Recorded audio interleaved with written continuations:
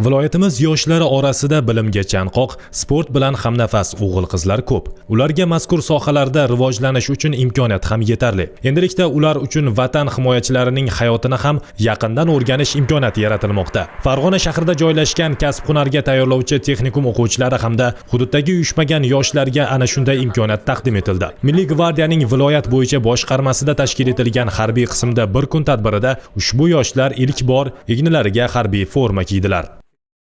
Harbiy qismda bir kun tadbiri munosabati bilan Milliy gvardiya boshqarmasiga 20 nafar o'quvchilarimiz bilan birgalikda keldik va muddatli harbiy xizmat o'tayotganlarni kun tartibi bilan birma-bir tanishib chiqdik. O'quvchilarimiz harbiy libosda, vatanparvarlik ruhida vaqtlarini maroqli o'tkazishmoqda. Umid qilamizki, shu o'quvchilarimiz ham kelgusida vatanga munosib farzand bo'lib yetishadi. Mana shunday sharoitlar yaratib berganligi uchun davlatimiz rahbariga, viloyat hokimligiga va barcha mutasaddi davlat tashkilotlariga minnatdorchiligimizni bildiramiz. O'quvchi va uyushmagan yoshlar harbiy qismda kutib olinib yotoqxonaga joylashtirildi. Dastlabki kechadan boshlab ular harbiylarning, ayniqsa muddatli harbiy xizmatchilarning yashash tarzini yaqindan o'rgandilar. Or bilan qasamyod qilib, nomusi or bilan qasamyod qilib.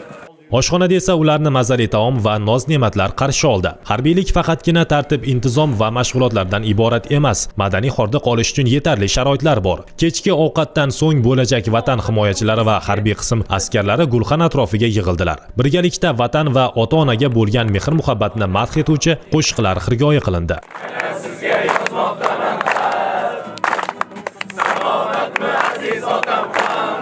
Milliy gvardiyani siqildik nima ish qilishini, keyin hozirda olov atrofida endi qo'shiq aytib, maroqli dam olyapmiz. Mana shunday sharoitlar yaratib berganiga prezidentimizga va Milliy gvardiya qo'mondonligiga o'zim tashakkurlarni bildiraman. Otryad, uyg'on! Otryad, uyg'on!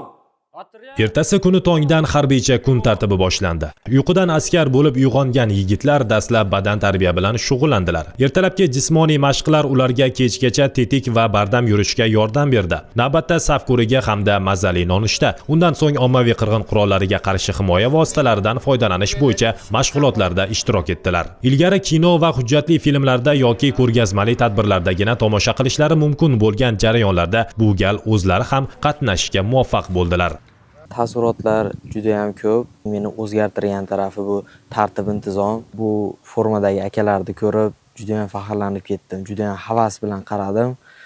Men ham ularga o'xshab, shularni kiyib, shu yerda ishlab, vatanimga xizmat qilgim keldi. Endi men ham akademiyaga harakat qilaman.